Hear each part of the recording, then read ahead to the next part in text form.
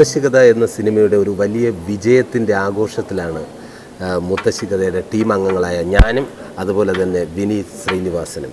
പറയൂ, എന്തൊക്കെയുണ്ട് വിനീതെ മുത്തശ്ശികഥയുടെ ഫീഡ്ബാക്ക്, വിശേഷങ്ങൾ? തീർച്ചയായിട്ടും നല്ല ഫീഡ്ബാക്ക് വരുന്നുണ്ട് സുരേട്ടാ. നമ്മൾ രണ്ടുപേരും എവിടെ ലൊക്കേഷൻ ആയതുകൊണ്ട് അതെ, നമുക്ക് കുറേ കോൾസ് മിസ്സാകുന്നുണ്ട്. തീർച്ചയായിട്ടും. ഇപ്പോൾ 2 ദിവസം മുമ്പ് എൻ്റെ വൈഫ് പോയിട്ട് സിനിമ കണ്ടു.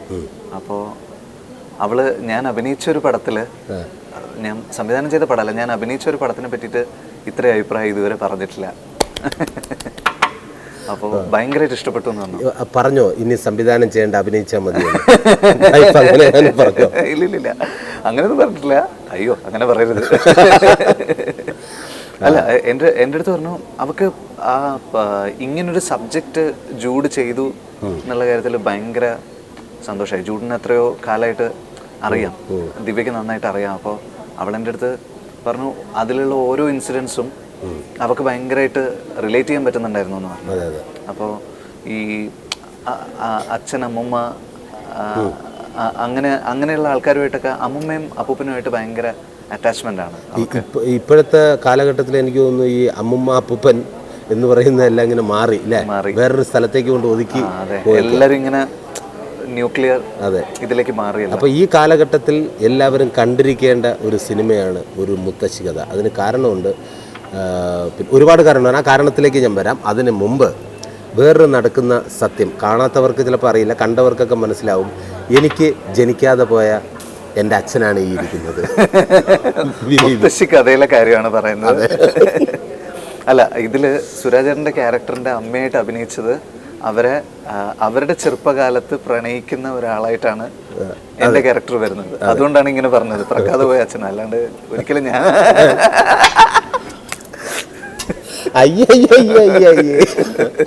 ഇന്റർവ്യൂവിന് വന്നിട്ട് അതൊന്നും പറയണ്ടായിരുന്നു.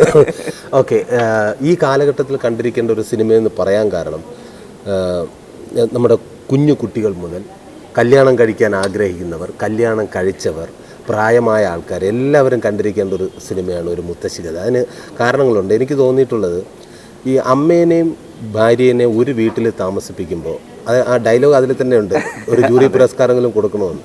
ചില വീടുകളിലൊക്കെ നിസ്സാരമായിട്ടുള്ള സംഭവങ്ങളൊക്കെ സംഭവിക്കാറുണ്ട്. ചില വീടുകളിൽ പൊട്ടിത്തെറിയും വൻ തീപിടുത്തം വരെയൊക്കെ ഉണ്ടായിട്ടുണ്ട്. അപ്പോൾ അത് അങ്ങനെ ഉണ്ടാവാതിരിക്കണമെങ്കിൽ തീർച്ചയായിട്ടും ഒരു മുത്തശ്ശികഥ കണ്ടു കഴിഞ്ഞാൽ അതിനൊരു കിടില ഒറ്റമൂലിയാണ്. ഇതെങ്ങനെ സംഭവിക്കുന്നു എന്നുള്ളത് ചോദിച്ചു കഴിഞ്ഞാൽ എനിക്ക് തോന്നിയിട്ടുള്ളത്, ഈ പ്രായമായ ആൾക്കാരുടെയൊക്കെ അവരുടെ ചിന്ത എന്താണ്, ഇല്ലെങ്കിൽ അവരുടെ ആഗ്രഹം എന്താണെന്നുള്ളത് നമുക്കറിയില്ല. നമ്മുടെ ആഗ്രഹങ്ങളും പ്രവൃത്തികളും എന്താണെന്നുള്ളത് പ്രായമായ ആൾക്കാർക്കും അറിയില്ല. ഇതറിഞ്ഞു കഴിഞ്ഞാൽ പ്രശ്നം അവിടെ സോൾവ്. അപ്പോൾ അതറിയണമെങ്കിൽ, എങ്ങനെയാണ് ആ സംഭവം സോൾവ് ചെയ്യേണ്ടതെന്ന് അറിയണമെങ്കിൽ ഒരൊറ്റമൂലിയാണ് ഒരു മുത്തശ്ശികഥ. നിങ്ങളെല്ലാവരും പോയി കാണണം എന്നൊരു അഭ്യർത്ഥന നമുക്ക് രണ്ടുപേർക്കും പറയാനുണ്ട്. ഇനി പറയും. സുരാജ് ചേട്ടൻ ഇപ്പോൾ ജൂഡിൻ്റെ ഫസ്റ്റ് പടത്തിൽ നിവിൻ നായകനായിട്ട് അഭിനയിച്ചു. രണ്ടാമത്തെ സിനിമയിൽ നായകൻ സുരാജേട്ടനാണ്. എനിക്ക് ഈ മാറ്റത്തെ സുരാജേട്ടൻ എങ്ങനെ കാണുന്നു? ഞാൻ എങ്ങനെ കാണുന്നു, ഇരിക്കണ്ടായിരുന്നു. അല്ല, എനിക്ക് ജൂഡ് എന്നോട് പറഞ്ഞത് കോമഡിയുടെ അങ്ങേറ്റവും ഇങ്ങേറ്റവും ചേട്ടൻ ചെയ്യുന്നത് ഞാൻ കണ്ടിട്ടുണ്ട്. പിന്നെ ഒരു ആക്ഷൻ ഹീറോ ബിജുവിലെ പെർഫോമൻസും കണ്ടു. അപ്പോൾ എനിക്ക് വേണ്ടത് ചേട്ടനൊരു, ഞാൻ അവനോടും ചോദിച്ചിട്ടുണ്ട്, ഇതെൻ്റെ ഒരു നേക്കാണ്. എല്ലാവരുടെയും പറഞ്ഞു എനിക്ക് ഇഷ്ടപ്പെട്ട ഡയറക്ടറുടെ അടുത്ത് പറയാം, എനിക്ക് ഒരു സീനെങ്കിലും താങ്കളുടെ പടത്തിൽ ചെയ്യണമെന്ന്. അതെൻ്റെ സ്ഥിര നമ്പരാട്ടോ. അങ്ങനെ ഇത് പറഞ്ഞപ്പോൾ അദ്ദേഹം പറഞ്ഞു നോക്കട്ടെ ചേട്ടാ എന്നൊക്കെ പറഞ്ഞിട്ട് ലാസ്റ്റ് എന്നെ ഒരു ദിവസം വിളിച്ചിട്ട് പറഞ്ഞു, ഒരു സംഭവമുണ്ട്, ഡേറ്റ് ഉണ്ടോ എന്ന് ചോദിച്ചു. ഞാൻ പറഞ്ഞു ഉണ്ട്. ഈ മാറ്റം എന്ന് പറയുന്നത് ശരിക്കും എന്താ, എന്നോട് ജൂഡ് പറഞ്ഞത് കോമഡിയുടെ ഇങ്ങറ്റം ഉണ്ട് അങ്ങറ്റം ഉണ്ട്. ഇത് മറ്റേ സെൻറ്റിമെൻസിൻ്റെ ചേട്ടൻ ചെയ്തു, ഇതിൻ്റെ രണ്ടിൻ്റെ ഇടയ്ക്ക് നിൽക്കണം എൻ്റെ ക്യാരക്ടർ. അതായത് ഹ്യൂമറും വേണം, കൃത്യമായിട്ട് കറക്റ്റ് അളവിലായിരിക്കണം. ഞാൻ പറഞ്ഞു ഞാൻ നിന്നുതരാം, നീ അളവിലാക്കിക്കോളാൻ പറഞ്ഞു. അങ്ങനെ ഒരു നല്ലൊരു എക്സ്പീരിയൻസ് ആയിരുന്നു ജൂഡ് ആൻ്റണിയോടൊപ്പം വർക്ക് ചെയ്ത ആ ദിവസങ്ങൾ. അതിനുശേഷമുള്ളതും ഞാൻ ഒട്ടും മറക്കില്ല. ഇടയ്ക്കിടയ്ക്കൊക്കെ അവൻ ഫോൺ ചെയ്യും, മെസ്സേജ് അയക്കും, നിങ്ങൾ പോക്കോ, നിങ്ങൾ എന്നെ സഹായിക്കുന്നില്ല. വേറൊന്നുമല്ല, നമ്മൾ എന്താ ഇതുപോലെയൊക്കെ വന്നിരിക്കാനുള്ള സമയമില്ലാത്തത് കൊണ്ടാണ് ആളിങ്ങനെ തെറി പറഞ്ഞത്. ഇപ്പോൾ എബി എന്ന സിനിമയിൽ ഇദ്ദേഹത്തിൻ്റെ അമ്മാവനായിട്ട് അഭിനയിച്ചുകൊണ്ടിരിക്കുകയാണ്. അതെ, എബിയിലെ നായകനാണ് ഈ ഇരിക്കുന്നത്. അപ്പോൾ എബിക്ക് എന്താണ് ഇനി മുത്തശ്ശി കഥയെക്കുറിച്ച് കൂടുതൽ പറയാനുള്ളത്? എനിക്ക് എനിക്ക് എനിക്ക് പറയാനുള്ളത് എനിക്ക് തോന്നുന്ന ഒരു കാര്യമാണ് സുരേട്ട. അതായത് ഫാമിലി സിനിമ എന്ന് പറഞ്ഞിട്ട് പലതരത്തിലുള്ള സിനിമകൾ അതെ വന്നുകൊണ്ടിരിക്കുന്നുണ്ടല്ലോ. ഫാമിലിക്ക് കാണാൻ പറ്റുന്ന രീതിയിൽ ഒരു ഫെസ്റ്റിവൽ സീസൺ ആകുമ്പോഴേക്കും കുടുംബ പ്രേക്ഷകർ കാണാൻ സാധ്യതയുള്ള രീതിയിലുള്ള സിനിമകൾ എല്ലാവരും ചെയ്യാറുണ്ട്. പക്ഷെ ഒരു കുടുംബത്തിനകത്ത് നടക്കുന്ന ടോട്ടലി കുടുംബമായിട്ട് റിലേറ്റഡ് ആയിട്ടുള്ള കണക്റ്റഡ് ആയിട്ടുള്ള സിനിമകൾ വരുന്നത് കുറവാണ്. തീർച്ചയായിട്ടും ഒരു ഒരു ഒരു വീട്ടിനകത്ത് നടക്കുന്ന ഇഷ്യൂസ്, ഈ പറഞ്ഞ പോലെ അമ്മുമ്മയും അച്ഛനും തമ്മിൽ, ഭാര്യയും ഭർത്താവും തമ്മിൽ, മക്കൾ തമ്മിൽ, ഒരു 3 ജനറേഷൻ ഒരു വീട്ടിനകത്ത് നിൽക്കുമ്പോൾ എന്തൊക്കെ കാര്യങ്ങൾ ഒരു വീട്ടിൽ സംഭവിക്കുന്നു എന്നുള്ളത് പണ്ട് ബാലേന്ദ്ര മേനോൻ അങ്കിളിൻ്റെ ഒരുപാട് സിനിമകൾ ഭയങ്കര രസമുള്ള ഈ ഫാമിലിക്കകത്ത് നടക്കുന്ന തമാശകളുള്ള ഒരുപാട് സിനിമകൾ നമ്മൾ കണ്ടിട്ടുണ്ട്. പിന്നെ അച്ഛൻ ചില സിനിമകൾ അങ്ങനെ എഴുതിയിട്ടുണ്ട്. അപ്പോൾ ഇപ്പോൾ കുറച്ച് കാലമായിട്ട് അങ്ങനെയുള്ള സിനിമകൾ വരുന്നില്ല. ഇപ്പം ഞാൻ ജേക്കബിൻ്റെ സ്വർഗരാജ്യത്തിൽ ഒരു കുടുംബത്തിൻ്റെ കഥയാണ് പറയാൻ ശ്രമിച്ചത്. പക്ഷെ അത് കേരളത്തിന് പുറത്തുള്ള ഒരു ഫാമിലി വേറെ രീതിയിലാണ്. ഇപ്പൊ ജൂഡിന്റെ എന്ന് പറയുന്നത് എല്ലാവർക്കും അത് മനസ്സിലാവും.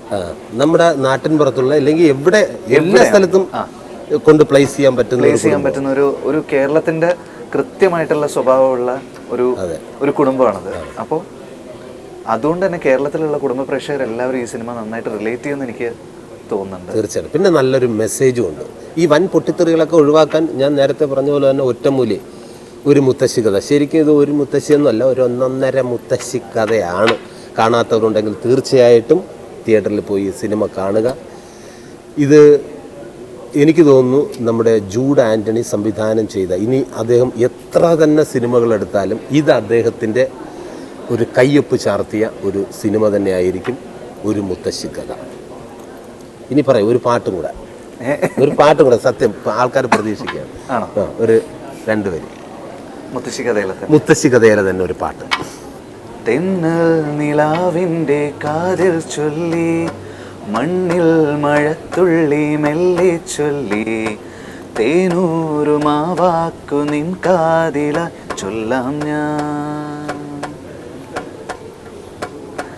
തെന്നൽ നിലാവിൻ്റെ കാതിൽ ചൊല്ലി, മണ്ണിൽ മഴത്തുള്ളി മെല്ലെ ചൊല്ലി, തേനൂറുമാവാക്കു നിൻ കാതില ചൊല്ലാം ഞാൻ.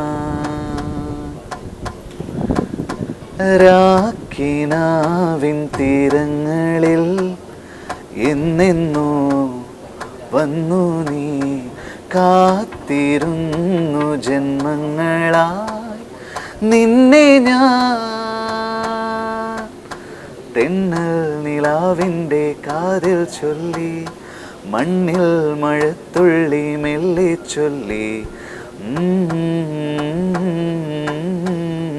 ചൊല്ലാം ഞാൻ.